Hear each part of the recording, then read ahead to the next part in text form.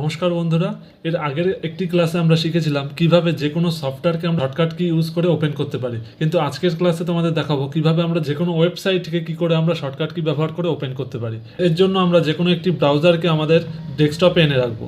যেমন আমার ক্রোম ব্রাউজারটি রয়েছে। ক্রোম ব্রাউজারে যাওয়ার পরে আমরা রাইট ক্লিক করব। রাইট ক্লিক করার পরে চলে যাবো প্রপার্টিস অপশানে।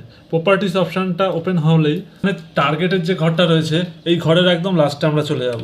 লাস্টে যে ইএক্সি লেখা রয়েছে এই পয়েন্টের পরে আমরা স্পেস দেবো। স্পেস দিয়ে এখানে ডবল ইনভার্টেড কমা শুরু করব এবং এই ইনভার্টেড কমার মধ্যে লিখে দেবো আমি কোন সাইটটাকে আমরা শর্টকাট কি ব্যবহার করে ওপেন করতে চাই। যেমন আমি youtube.com ওপেন করতে চাই শর্টকাট কি এর সাহায্যে, তাহলে আমরা এখানে লিখে দেবো youtube.com।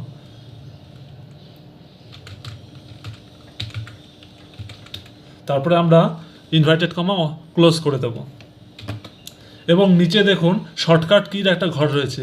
এখানে আমি ক্লিক করার পরে আমি কোন শর্টকাটটা ইউজ করতে চাই, যেরকম আমি ইউটিউব ওপেন করার জন্য ইউজ করব ওয়াই, তাহলে আমি ওয়াই ক্লিক করলে অটোমেটিক এখানে Ctrl+Alt+Y কিন্তু শর্টকাট কি নিয়ে নেবে।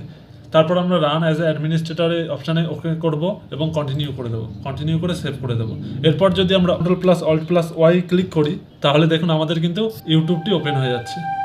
তাহলে আজকের ক্লাসটি কেমন লাগলো? এরকমই আরও ক্লাস পেতে আমাদের চ্যানেলটি অবশ্যই সাবস্ক্রাইব করে রাখুন।